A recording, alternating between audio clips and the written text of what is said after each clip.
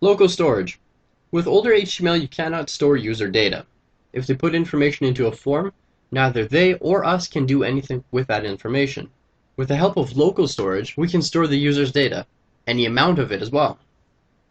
With websites, such as Google or Facebook, they hold our information in a database. With HTML5, they can make the user's browser store more information of their own. Now this is beneficial because they can store any amount of information without hurting the performance of the server. However, the user does need an HTML5 browser, and it needs to have JavaScript turned on. Now to test if a browser is an HTML5 browser, we can run the current script. Now this is a script that you might actually want to copy and paste over to your script collection if you have started one. And what this does, script obviously is JavaScript since it's in the script tags. If the type of storage is not undefined, then we can accept our local storage. However, if it is undefined, no local storage will be accepted. You can just put this code into a web page and run it, and it will tell you if your browser supports this or not. If your browser pops up a little message saying accepted, then it's HTML5 allowed. If no local storage is accepted, then you have to update your browser. Now to store information in the browser using local storage, we simply use a script.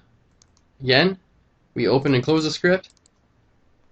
We use local storage with a capital S, lowercase l, that's called camel case, and then our variable name. Here I just put my name, which is Caleb M. Tallien. Now to access it, we use the storage.variable, which is my name,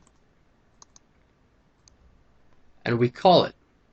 And we do that like so. Script, and just for a little pop-up message, we type alert bracket local storage.myname bracket semicolon.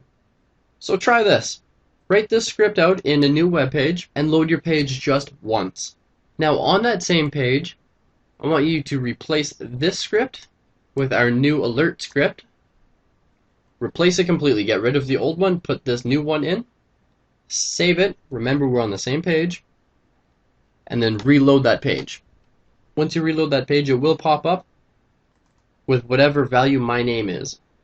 Now a beautiful thing about local storage is that if you left this page and you came back to it at a later time, you can still access local storage.myname, which is our variable here, and it will have the same value as it does now.